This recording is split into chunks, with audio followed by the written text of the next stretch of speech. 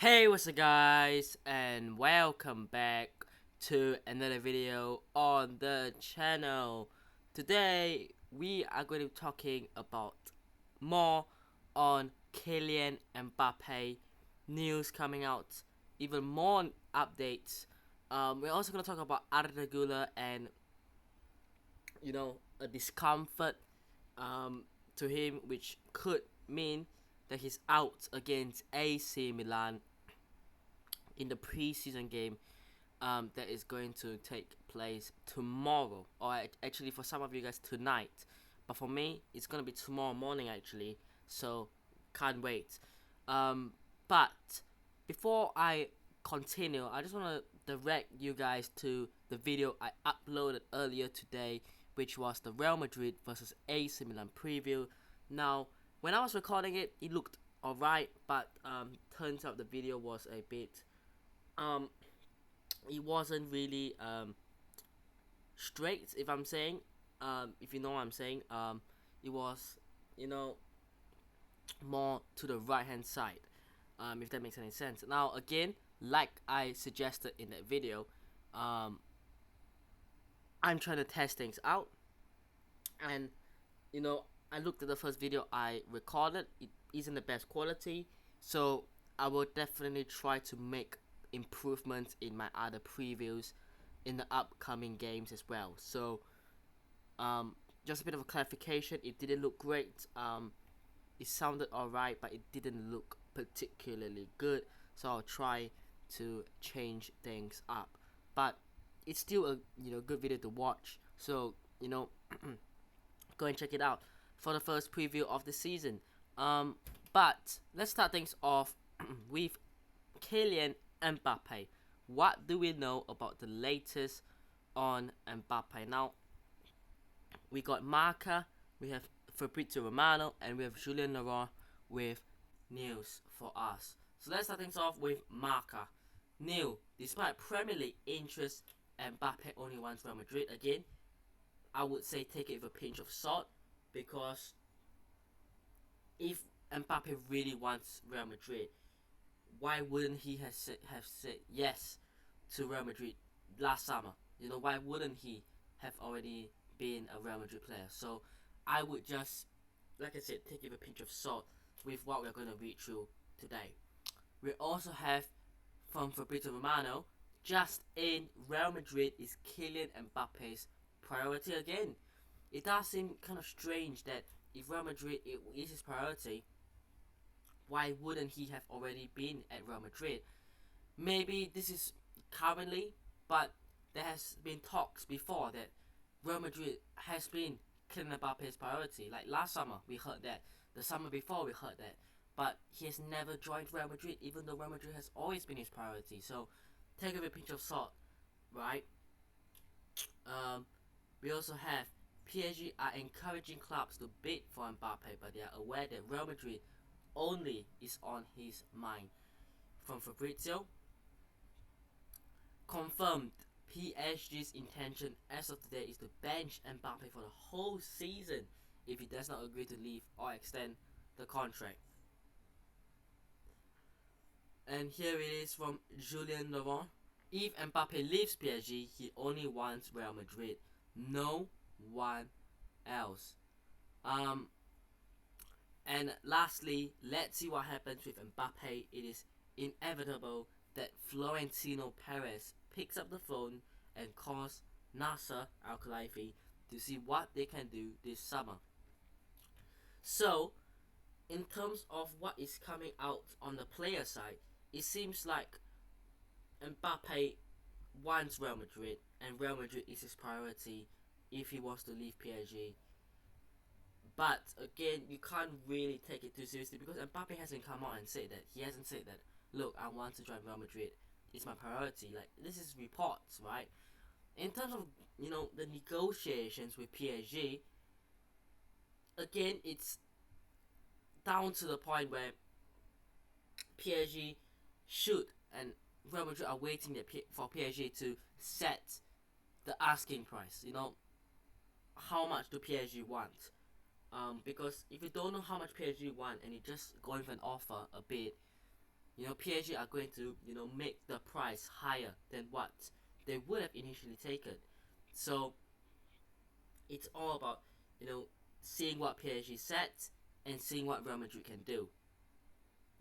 So it's almost like, let's wait on PSG's side, because they've taken the first step by leaving the player out of their tour and now putting him on the market. Now they have to move on and ask for an asking price, and it's gotta be kind of reasonable, because he's got, after all, 1 year left on his contract, and not many clubs can afford him. Of course, they're talking about Saudi clubs as well, maybe a few Premier League clubs, but Real Madrid, of course, if you talk about Mbappé, I think Real Madrid is the front. And also, not every club that's interested have to sign him now. Like, Real Madrid can wait 1 year and get him on a free next summer. Like, Real Madrid can do that. So I think in terms of the position and the negotiating table, PSG do not have a strong place in the negotiations table, because if Real Madrid say, you know what, if you're not going to take 120 million euros, we are going to sign him next year on a free, and you are going to lose him on free. That's it. Right? So PSG have to act accordingly. Again, I reckon that Saudi will come in with a good proposal to the player and a good bid to PSG. But let's wait to see what happens, because there's been this talk that Saudi would take Mbappé for the next year, and then they would let him go to Real Madrid. Like, that wouldn't really make sense, because Saudi will pay PSG 200 million euros and pay Mbappé 400 million euros, and then they'll give him to Real Madrid for free. Like, you think? I know Saudi Arabia is a rich country, and I know there's basically unlimited funds, but they're not just gonna spend 600 million euros for no reason. Like, that's stupid. So there has to be a certain, even if you're rich, right, there has to be a certain level of, I don't know, smartness that you must have. Like, surely they're not that dumb to just throw 600 million euros away just for 1 season and then give Mbappe to another club for free.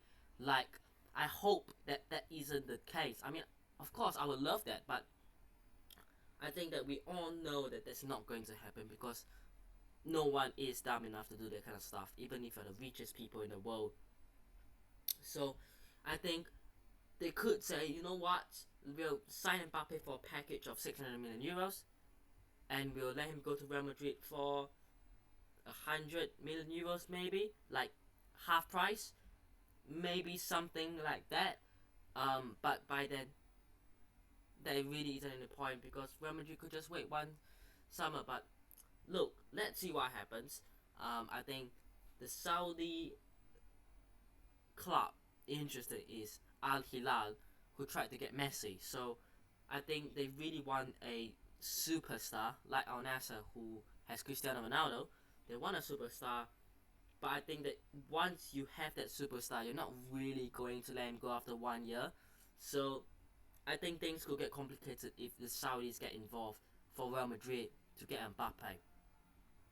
But let me know what your thoughts are. It's really, really accelerated in the last few days. Things are really, really, speeding up, and I just think that this has to get resolved sooner than later, because look, PSG have already said we are not in our plans for the preseason tour, because if this drag on, I wonder if there will be a level of, let's just keep Kylian Mbappé, because he's such a crucial player. So it's almost like, please do not let this drag on until the season starts. If we are on the 20th of August and the season has already started, things will get more complicated by then. So this week, the next week, I think is crucial to see what PSG set as their asking price and what they want. Let them think about what they want as an asking price, and then we'll see what Real Madrid do. Because like I said, and like Julian Leron has said here, it's inevitable that Perez will pick up the phone call and contact Nasser Khalifi, once they know the situation better. So let's see what happens. But I'm gonna end off with Arda Güler. Now here's for marker. Arda trained in the gym as a precaution for the discomfort in his right leg. Also, Arda Güler is a dub versus AC Milan because of a leg discomfort from Arantxa Mobile. And lastly, nothing serious with Arda Güler, just discomfort. He could miss the game versus Milan as precaution, but will play the rest from AS. So don't freak out too much. It's a discomfort. It's not a serious injury. He will probably miss the Milan game, but you know, I expect him to be back against Man United, Barcelona, and Juventus. So not much in terms of the injury. Nothing serious, nothing major. Which is good news. Again, he's not training. Odriozola is not training. I get that. You know, he doesn't want to take any risk ahead of what could be a transfer out to Real Sociedad. And of course, Ceballos, we know, has been injured for the last few weeks. So that's about it in terms of the injury.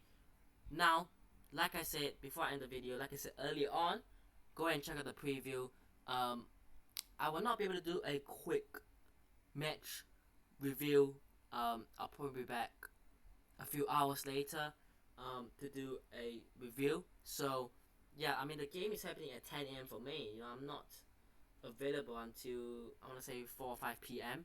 So I'll be back about a few hours after, and I'll do a match review. But go and check out the preview, like I said, if you guys haven't already, on my thoughts on the game, my starting 11, and my score prediction, if you guys want to know. But I hope you guys have enjoyed today's video. By the way, one last thing, you might realize that this video is actually recorded slightly earlier than usual. This is recorded way earlier. So yeah, let's see what happens. I'll probably be back tomorrow if major updates happen from now until tomorrow. But I hope you guys have enjoyed today's video. Hit the like button, subscribe, turn the channel on already, and I'll see you guys in the next one. Peace.